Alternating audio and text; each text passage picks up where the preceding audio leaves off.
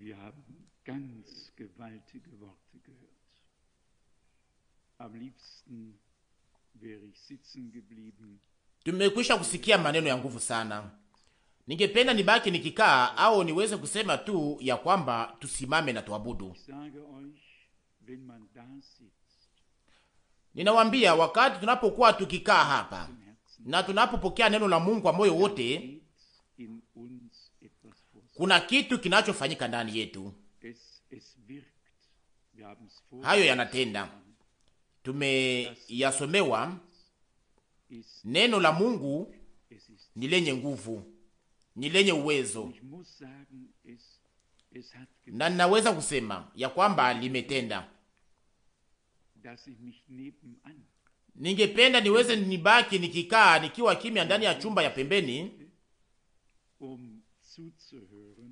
kwa ajili ya kusikia wa ndugu zangu wanapotangaza neno, na hayo yaliweza kunifurahisha kwa moyo wote.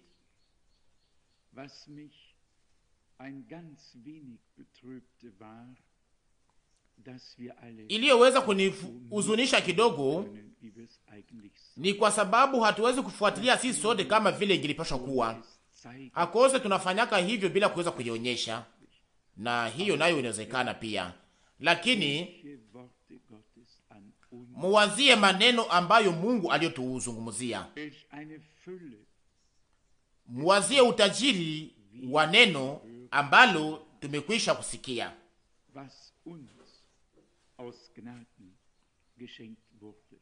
Yale tuliyoweza kupewa kwa neema ni kubwa sana, wakati tunapoweza kuilinganisha na yale ambayo maelfu na mamilioni wanaoishi kwa wakati huu.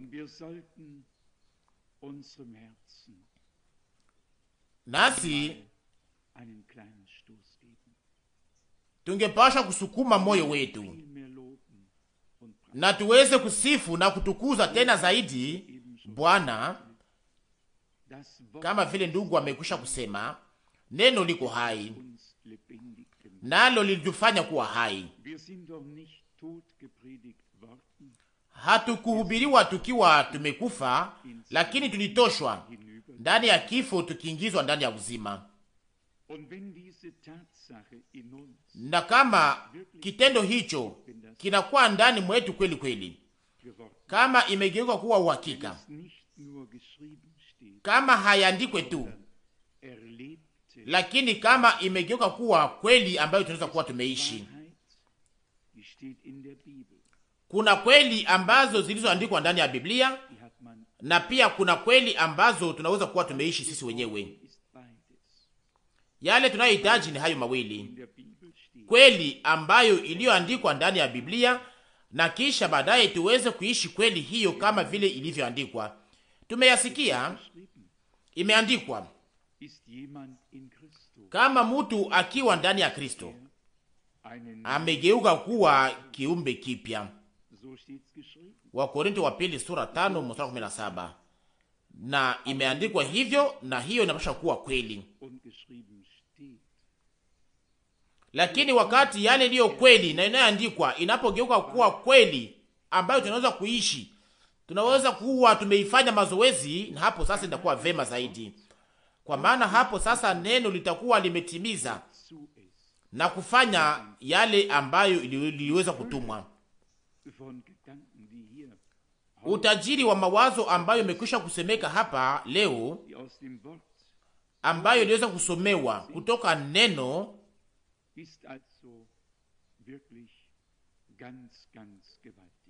ni kubwa sana.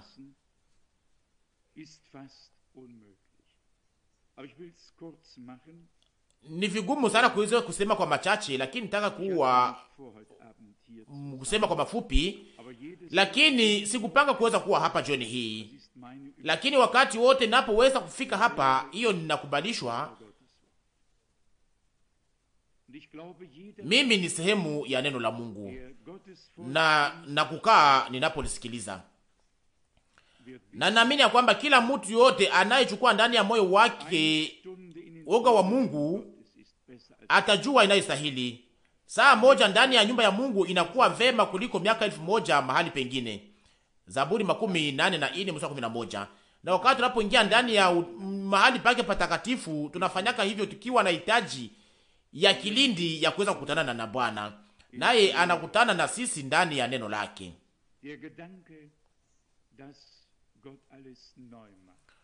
Wazo inayosema kwamba Mungu anafanya mambo yote kuwa mapya inafika mara moja kwenye mbingu mpya, inafika kwenye dunia mpya na kwenye Yerusalema mpya. Wakati tunaposoma Ufunuo sura 21 mstari wa kwanza, unasema hapo hapo kuhusu mbingu mpya na dunia mpya. Kama tunaendelea na kusoma, inasemeka ya kwamba kuja, nitakuonyesha bibi harusi wa mwana kondoo au Yerusalema mpya, na tazama, aliona bibi harusi. Bibi harusi ni kiumbe kipya cha kiungu, naye atakuwa ndani ya Yerusalema mpya. Ni mji wetu. Paulo anaieleza katika barua kwa Galatia. Yerusalema ya hapa inaongoza katika utumwa, lakini Yerusalema ya juu ni huru, naye ni mama yetu sisi sote. Mawazo ya Mungu ambayo tuliyoweza kupewa na tuliyoweza kufunuliwa na kutangaziwa ndani ya neno ni kubwa na yenye nguvu sana. Tushaka kuisema hapa, kubadilishwa, kugeuzwa inapaswa kuanzia ndani ya moyo wa mtu na inamalizika kwa kugeuzwa kwa mili zetu, kubadilishwa kwa mili yetu. Mtu ambaye hajabadilishwa na kugeuzwa na kufanya upya ndani ya moyo wake anangoja kwa bure kubadilishwa, kugeuzwa kwa mwili wake. Kubadilishwa kwa mwanadamu, kugeuzwa kwa mwanadamu ya kiungu kipya ndani ya mwili wa mtu inapaswa kuanzia ndani ya moyo. Na ndiyo maana Mungu alisema kupitia nabii ndani ya Agano la Kale ya kwamba nitawapa moyo mpya na roho mpya. Ezekieli 36 mstari 26. Na hiyo inapaswa kuanzia ndani ya moyo mpya, moyo uliofanywa upya, moyo uliogeuzwa na kubadilishwa. Na kisha Paulo aliandikia Wakorinto ndani ya Wakorinto wa kwanza sura 15 mstari ambayo inayojulikana vizuri, mstari wa 15. Wakorinto wa kwanza 15:15. Tazameni, ninawaambia ninyi siri, sisi sote hatutalala, lakini sisi sote tutabadilishwa au kubadilika. Hao sisi wote ni wanani? Ni wanani? Ni waamini wa kweli, wale ambao walioweza kupokea kweli kweli neno la Mungu ndani ya imani, walioweza kuliacha litimize ndani yao na juu yao. Ni wale ndio ambao wataweza kubadilishwa na kugeuzwa. Na hapo kwenye mstari wa 15:2, kwa dakika moja, kwa kufunga na kufungua jicho kwa baragumu ya mwisho, sababu baragumu italia na wafu watafufuliwa wasiwe na kuoza, nasi tutabadilishwa.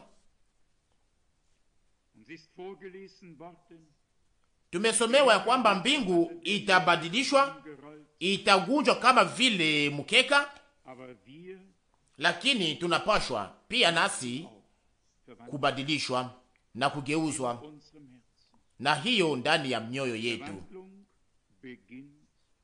Kubadilishwa inapashwa kuanzia ndani ya nafsi yako na ndani ya nafsi yangu, kupitia uzima mpya ambao tunayopokea kutoka kwa Mungu. Tutaweza kurudi tena kwa mafupi kwenye andiko zingine kwa muda mfupi. Naamini ya kwamba imekwisha kusoma hapa sasa hivi ndani ya andiko ya Marko kwenye sura 4, kama sijidanganyi, Marko sura 4 Imeandikwa hapa kwenye mstari wa 33 na 34, Marko sura 4 33 na 34, mstari wa 33. Kwa mifano mingi ya namna hii aliwaambia neno kwa kadiri walivyoweza kusikia.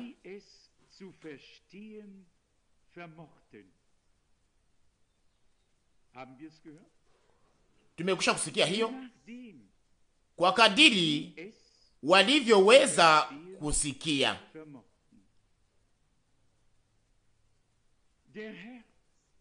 Bwana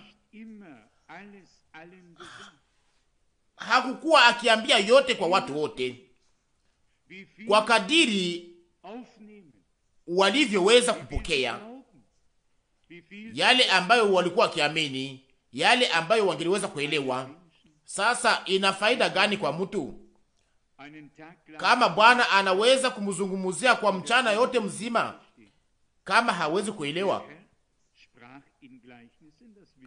Bwana alikuwa akizungumza kwa mifano, tunajua hiyo, lakini ninahusika sana inayosema kuhusu maneno yanayosema kwamba neno. Nasoma mstari wa 33 na kisha 34. Na wasomea mstari wa 33. Kwa mifano mingi ya namna hii aliwaambia neno kwa kadiri walivyoweza kusikia. Kwa kadiri walivyoweza kusikia. 34. Wala pasipo mfano hakusema neno, hakusema nao. Wala pasipo mfano hakusema nao, lakini wakati alipokuwa peke yao akaeleza wanafunzi wake maneno yote au yote, na sio kitu moja au mbili, lakini yote. Tutaweza sasa kujiuliza sasa, baada ya mazungumzo hayo akose sasa, ilikuwa naomba ili iweze kuja yale alikuwa akisema ibao maelezo, lakini leo tena anatuzungumzia, nasi tunaweza kusema ya kwamba hatuzungumuzie kwa mifano, lakini anatuzungumzia waziwazi kwa namna iliyo ya kukamatika na iliyo wazi, kupitia ufunuo, kupitia kuangaziwa kwa Roho kwenye nuru ambayo iliyoanguka juu ya neno. Kwa maana nuru au neno alo lenyewe ni nuru, neno lenyewe ni nuru. Nasi tunatambua hapo wakati Mungu alinapokuwa na kitu fulani kwa ajili ya mwanadamu, kama mtu hana heshima hata moja mbele ya neno la Mungu, namna gani Mungu anaweza kumzungumzia? Haiwezekani. Kwanza mtu anapashwa kuwa na heshima ya kiungu, woga kwa ajili ya neno la Mungu. Na ni hapo sasa ndipo neno linaweza kuanza kujifunua kwake na kwetu. Kama hatuna heshima, na ilikuwa hivyo kwa ajili ya waandishi kwa wakati ule. Kwa maneno haya nataka kuweza kusoma akose haraka shairi 3 ya Injili ya Yohana kwenye sura 8. Sikutayarishwa kwa ajili ya hiyo, nilikuja tu kuweza kuja hapa tu. Lakini ndani ya Yohana sura 8 mstari wa 37 imeandikwa, Yohana 8:37, ninajua ya kama ninyi ni uzao wa Abrahamu, lakini munatafuta kuniua, kwa sababu neno langu halina nafasi ndani yenu. Walikuwa na maneno yao wenyewe, walikuwa na mengi ya kusema ambayo ilikuwa ya lazima kwao. Hawakukuwa tayari kuweza kusikiliza, na ulimwengu ingali inajaa na watu kama hao leo.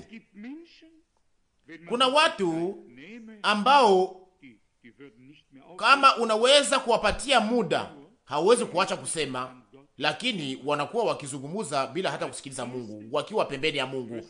Lakini tunapashwa kwanza kujifunza ya kwamba mbele ya uso wa Mungu hakuna neno la mwanadamu lililo na maana yake, na hakuna hata mwanadamu aliye na kitu cha kusema, lakini Mungu peke yake. Na wakati huo sasa ndipo heshima inaanza, woga unaanza, na Bwana hajifurahishe kuweza kutuambia tu neno lake. Kama tuna heshima, ataweza kulitufunulia. Ndani ya sura hiyo moja kwenye mstari wa 43 inaandikwa, Yohana 8:43, namna gani hamuwezi kufahamu usemi wangu? Hilo ndilo swali. Namna gani? Inawezekana namna gani? Inawezekana namna gani? Hiyo inaweza kuwa namna gani? Hii inatoka wapi? Inawezekana namna gani? Inakuwa namna gani hamwezi kuelewa maneno yangu? Na sio maneno ya Wafarisayo inayokuwa na akili sana. Lakini namna gani hamwezi kufahamu usemi wangu, au namna gani yangu ya kusema, namna ya Mungu au kitendo cha Mungu au kisi Mungu anatenda? Inawezekana namna gani? Inawezekana namna gani hamwezi kuelewa usemi wangu? Na kisha kuna kuja jibu,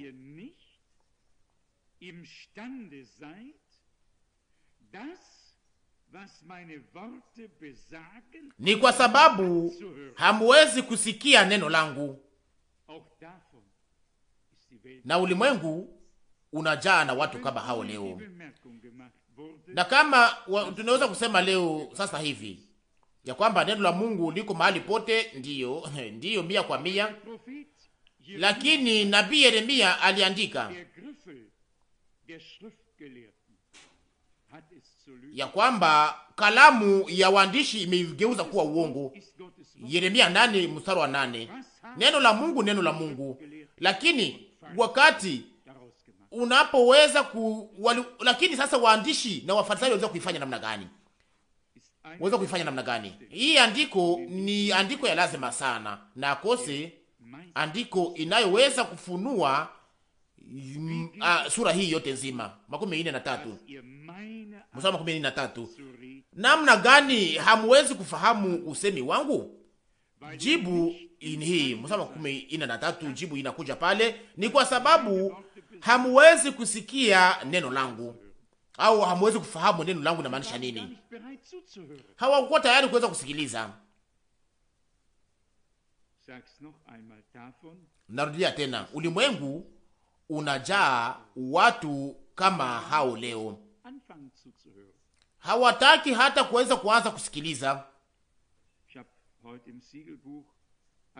Nilisoma leo ndani ya kitabu cha Mihuri maneno mafupi akose 3 hivi, mahali ambapo ndugu Branham anasema, akisema ya kwamba kama mnaweza kuleta neno kwa mtu na kama yeye haiko tayari kuweza kulisikiliza, na hapo sasa mumwache kimya, kwa maana mtu huyo Mungu hana kitu cha kufanya naye.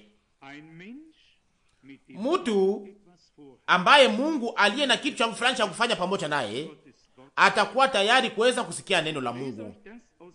Na nawasomea hiyo ndani ya mstari 47 ya Yohana sura 8. Mstari 47. Yeye aliye wa Mungu anasikia maneno ya Mungu. Amina. Amina. Yeye aliye wa Mungu anasikia maneno ya Mungu. Na hapo tunaona sasa ni nani aliyezaliwa na Mungu. Hapo ndipo nayaona mtu aliye wa Mungu, aliyezaliwa kweli kweli na Mungu, anasikia maneno ya Mungu na anayaamini, na neno linageuka kwake kuwa ufunuo iliyo hai. Bwana angepashwa kutoa tena funzo kwa waandishi, na anawambia mstari 17, basi ninyi hamusikii kwa sababu ninyi si wa Mungu.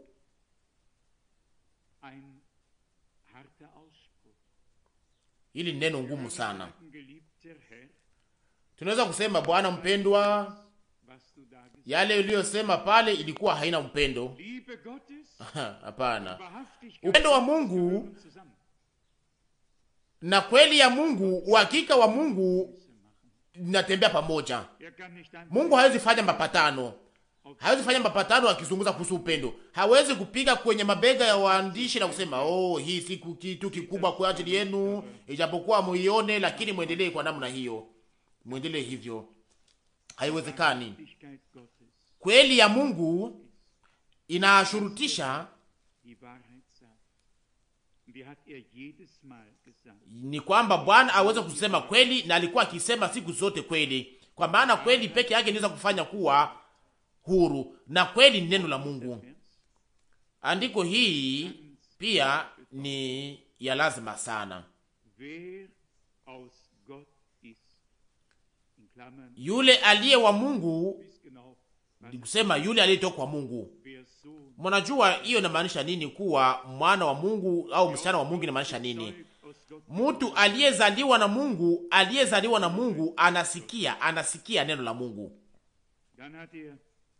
Kisha aliangalia hao waandishi na akawaambia ya kwamba ndiyo maana hamusikii kwa sababu ninyi si wa Mungu.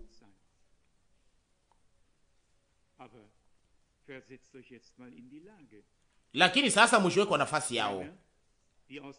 Watu ambao waliokuwa wamekwisha kusoma Tora, watu ambao waliohubiri neno, ambao walioweza kufundisha taifa, ambao waliokuwa wakijua maandiko, na kisha Bwana akawaambia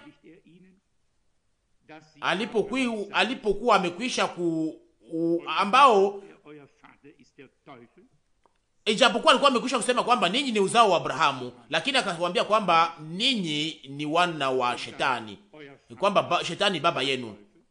Akasema Shetani ni baba yenu, nanyi ijapokuwa mnasema kwamba mko uzao wa Abrahamu, lakini hamusikie kwa sababu ninyi si wa Mungu. Haya ni maneno haya ni maneno ambayo yaliyoweza kutuingia ndani ya moyo kama vile tumekwisha kusoma, lakini yalikuwa ya lazima, na leo tena ingali ya lazima kwa ajili yetu, ili iweze kutuonyesha ya kwamba yule ambaye aliye wa Mungu kweli kweli anasikia neno la Mungu, hapinganake nalo, lakini anajinyenyekeza chini ya Mungu na kwa neno lake, na anasema Bwana zungumuza, Bwana asema, mtumishi wako anasikiliza, kama vile Isaya anasema anasikia kama vile mwanafunzi, anasikiliza kama mwanafunzi, anasikiliza kama vile mwanafunzi. Mfuasi na mwanafunzi ni neno moja, anakaa kwa ajili ya kujifunza, anapokea mafunzo au mfundisho la mwalimu wake, na kisha aweze kuonywa. Waandishi walikuwa hawana hitaji ya hiyo, na Bwana aliwaambia hayo. Niliweza kuacha au kusahau hii shahiri hii, lakini wanaohitaji wanaweza kuisoma Yohana 8:37 mpaka mstari 47. Hiyo maneno inasema mambo yote. Tunaweza kuwa wa Mungu, na kwa sababu tumezaliwa na Mungu tunasikia sasa neno la Mungu. Hayo yanatuchukua mara moja kwenye barua kwa Waebrania, mbele ndugu Rus aweze kurudi tena. Neno la Mungu ni kali sana kuliko upanga wa kukata kwa ngambo mbili, linapenya, linaingia, linatenganisha roho na nafsi, mifupa na mafuta ya mifupa, linapenya ndani ya yote.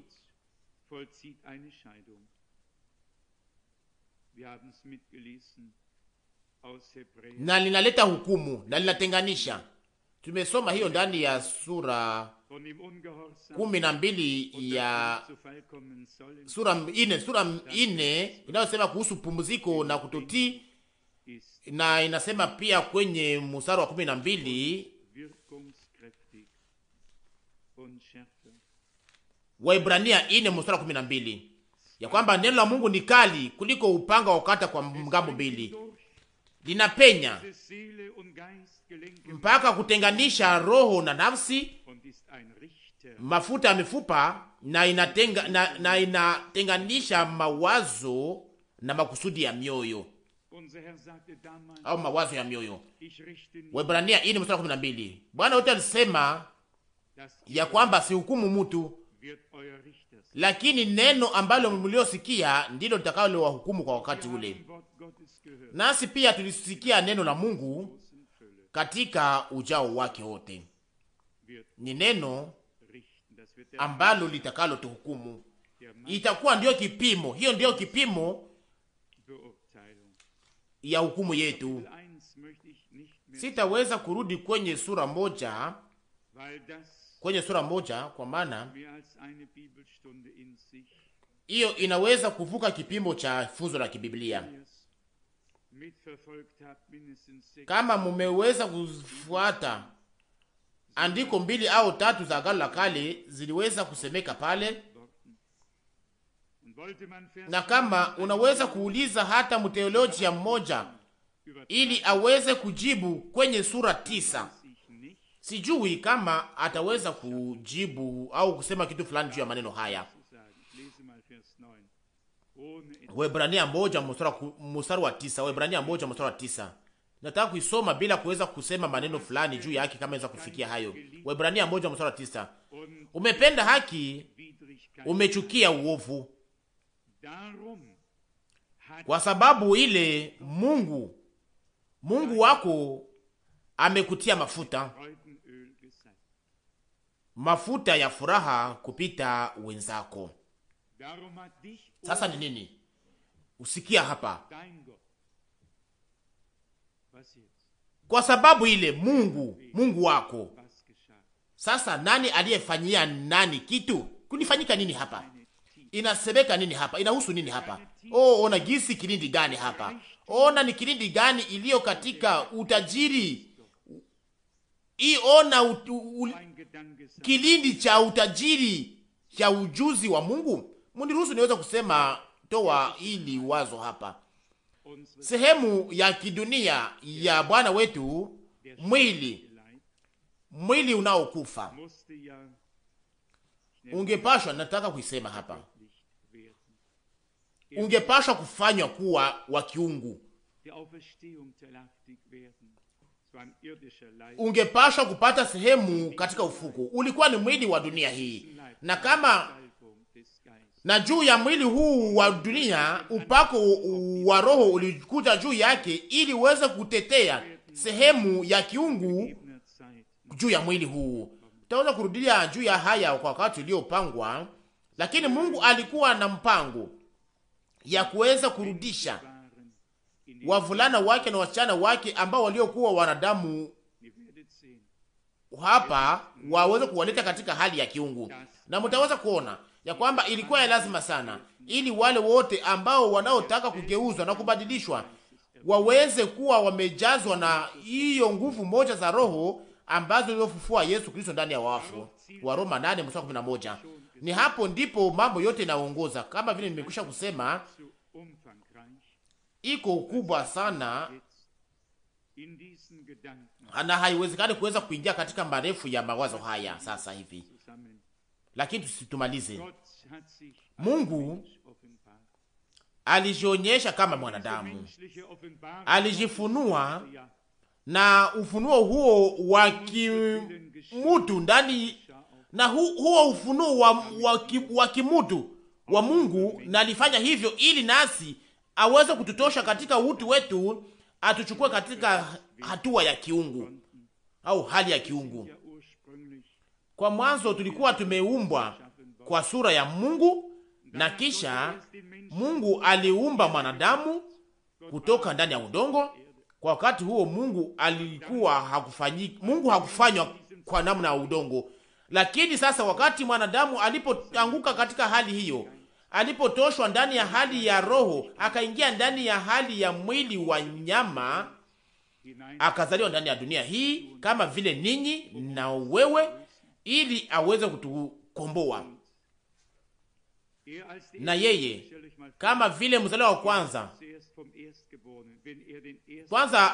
hapa inasemeka kwanza kuhusu mzaliwa wa kwanza, kwa maana yeye ni mzaliwa wa kwanza, na kisha mzaliwa wa kwanza, kisha tena akafanywa Mungu, akaua Mungu, akapakaliwa mafuta. Mweza kusoma hapa ya kwamba Mungu alipakaa Yesu na alikuwa akienda mahali pengine akifanya mema. Matendo ya Mitume sura 10:38. Ona jinsi unaweza kusoma andiko nyingi za Biblia na zinaweza kusomewa, lakini kwa mwisho ilikuwa tu ni ufunuo wa kiungu.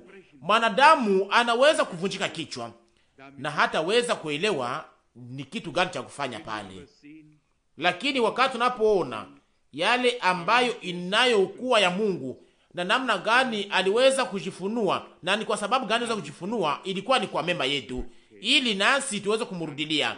Na hapo sasa tutaweza kutambua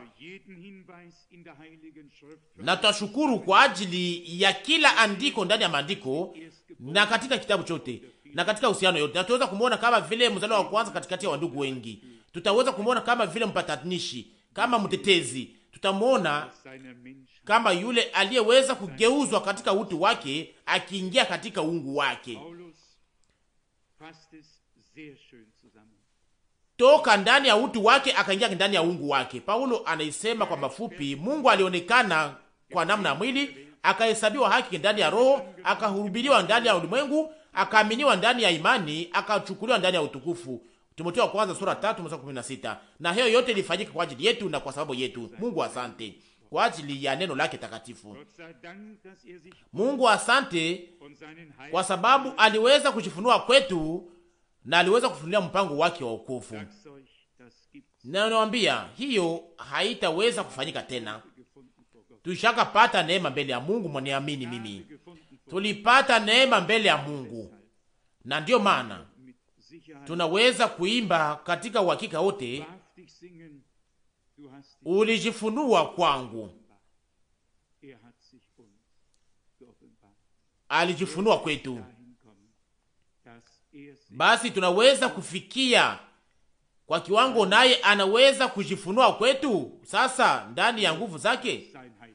Acha jina lake takatifu liweze kusifiwa. Amina. Ndugu Rusi, tuombe sote pamoja kwa ajili ya jioni hii. Tunakushukuru kwa ajili ya neno lako takatifu na la damani Bwana. Tunakushukuru kwa ajili ya baraka ambayo tumekwisha kupokea tena upya Bwana. Umetubariki Bwana, kwa maana tulipokea neno lako Bwana. Tunaamini neno lako Bwana. Tupatie neema yako Bwana. Tupatie nguvu Bwana, ili tuweze kubaki tukimama imara katika imani Bwana, ili kusiwe kitu kinacho kutikisa Bwana. Unipatie hiyo Bwana, uipatie kwa ndugu, uipatie kwa wadada, utupatie hiyo Bwana, tupatie hiyo sisi sote Bwana, kwa neema Bwana. Hilo ndio ombi langu Bwana Mungu wangu. Tusaidie sisi taifa lako Bwana, mahali pote katika eneo zote Bwana, tunakuomba katika jina la Yesu Kristo. Wewe wa rehema kwa ajili ya wote Bwana, tufanyizie hiyo sasa pamoja na sisi, na wewe pamoja na sisi wakati tunapokwenda. Sifa na utukufu.